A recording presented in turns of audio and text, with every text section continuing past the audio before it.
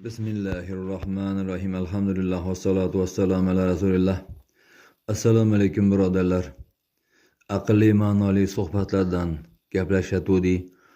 Davom ettiraylik do'stlarim. Va Habibulloh qori bizga donolik qilib demaslar do'stlarim.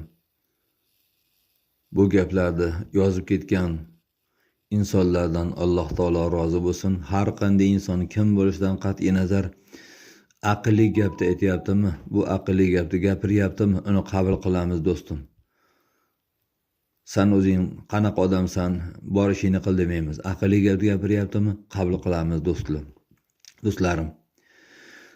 Do'stlarim, yerdi betida Alloh taolo insonga eng kuyadigan suyanchiq insonni ota-ona qilgan. Har bir insonlar ichida albatta adashgani bo'ladi. 90% ota-ona bolam deb yashaydi umrini oxirigacha. 10% loqayd beparvolari bor.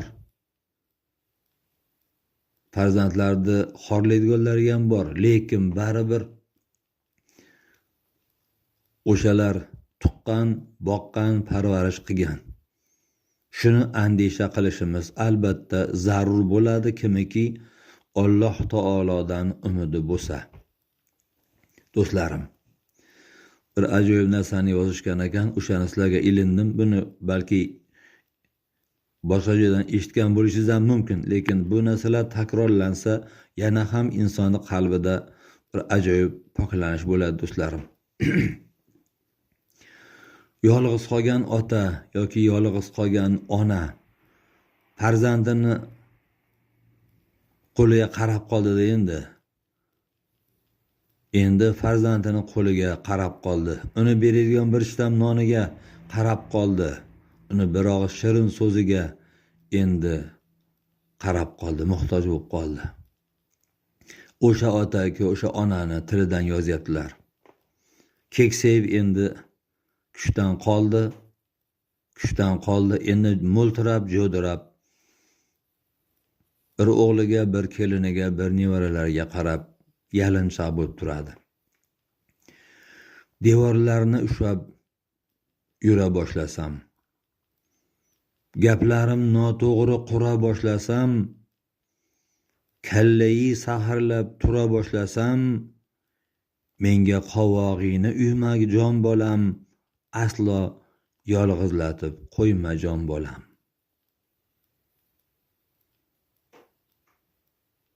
Keksayib endi kuchdan qolgandan keyin ba'zi holatlarda otani, onani ba'zi bir ishlari farzandlarga malol kelishini holatlari ham bor. Bu bor narsa do'stim. Chayimga bo'ktirib yesam nonimni, xotining koyisa olmay yonimni, qiynoqlarga qo'yib jonimni, menga qovog'ingni uyma jon bolam, aslo yolg'izlatib qo'yma jon bolam. Dasturxonni boshida xotiningizgami, farzandlaringizgami do'q po'pisa qildingiz. Otangiz yoki onangiz endi dasturxonga bemalol qo'l tiqalarmikin? Buni ham bir o'ylab ko'ring. Balki shunday qilganlar bo'lsa, bir o'ylab ko'rsin. O'sha kuni ota yo ona qorni ochsa uxlab qolgan. Do'stim, bir gapni 10 marta qaytarib aytsam, nonga deb ketsam u non olmay qaytsam, bir kun sog'u 15 kun to'shakda o'tsam, menga qovog'ingni uyma jon bolam, aslo yolg'izlatib qo'yma jon bolam. Endi beldan quvvat ketgan, ko'zdan nur ketgan. Endi bola chaqani g'am tashvishida endi miya ham ancha charchagan. Shuning uchun ba'zi bir so'zlarni qayta gapirishi mumkin. Ba'zi voqealar ba'zi bo'lib o'tgan voqealar qayta gapirishi mumkin. Malollanmay birinchi marta eshitgandaqangi mehr bilan eshiting do'stim. Siz ota-onangizga berayotgan mehringizni farzandlaringiz ko'rib turibdi. Bu qaytar dunyo do'stim. Endi ota yoki ona salomatligini yo'qotdi. Sizni farzandlaringiz deb yo'qotdi. Endi sizga uni bemorligi malol kelayotgan bo'lsa, bir kun shu holatga o'zingizni tushishingizni ham bir o'ylab ko'ring do'stim. Chunki hali sizda vaqt bor. Qimmat idishlaring sindirib qo'ysam, ko'rpamni quyoshga ildirib qo'ysam, ustimdan hammani kuldirib qo'ysam, menga qovog'ingni uyma jon bolam, aslo yolg'izlatib qo'yma jon bolam. Idish qo'ldan tushib ketdi, sindi. Do'q qilyapsiz. Bu ishni bilasizmi, nechta pul turishini? Istikina-ya. Sal ehtiyot bo'lsangiz bo'lmaydimi? deb do'q popsa qildingiz. Yer chizgancha qoldi. Tashqi otajon, tashqi onajon, kelgan balo qazo shunga ursin.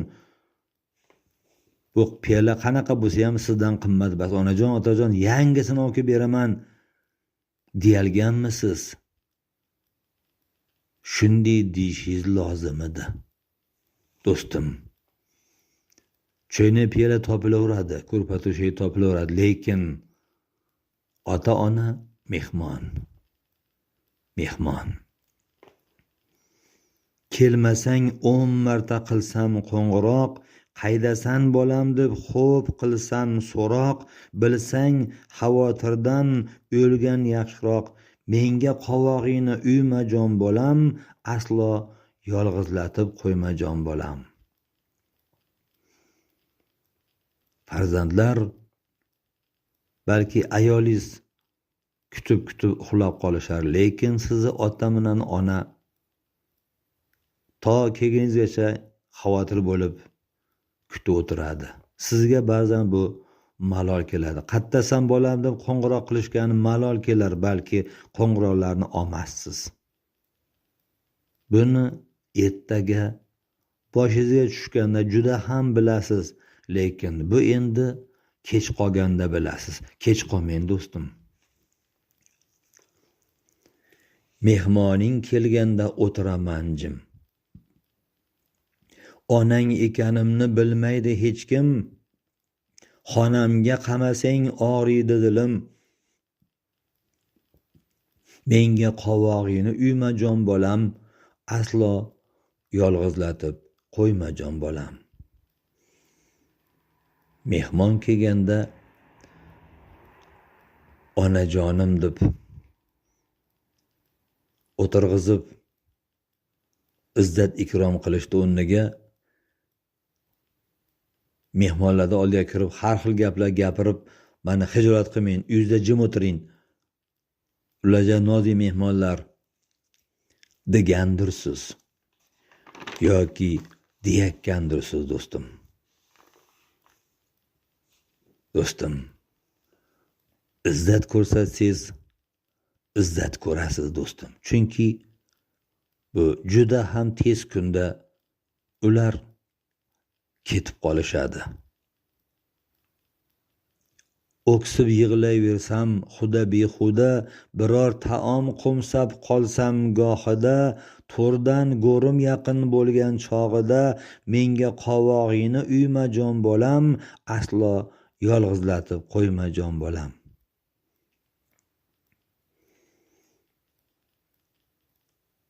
Qarigan chog'ida balki injiq bo'lib qolgandir. Ba'zan shashlik yoki somsa yoki boshqa bir taomni qo'msab qolar. yugurib onajonim hozir olib kelaman deb olib kelib oldiga qo'yilganmisiz? Qo'yilyapsizmi? Shunday yigitlar bor. Otasi, onasi erkalanib uni buni yeyman deganda oqtarib uni narxiga qaramasdan olib kelib oldiga qo'yib, onajon, otajon deb oldiga qo'yganda ota yoki ona yosh go'daylarda qancha xursand bo'lib yeb duo qilganlarini, shunga erishgan farzandlar bor. Ular xizmatni qilib qo'ydi. Do'stlarim, siz qilaldingizmi? Qilalyapsizmi do'stlarim? Shuning uchun do'stlarim, bu otani, onani haqidagi nasihatlar odoq bo'lmaydi, chunki juda ham muhim nasihatlar do'stim. Bularga quloq solgan yutdi, quloq solmagan afsusda qoldi. Kimki oxirida farzandlarga xor bo'layotgan bo'lsa, bir daftarini arqa varag'ini varaqlab ko'rsinchi, u nima xizmat qilib qo'ygan ekan, do'stlarim. Hammamizni Alloh taolo ertaga afsus yeb qolishdan o'zi saqlasin. Assalomu alaykum va rahmatullohi va barakatuh.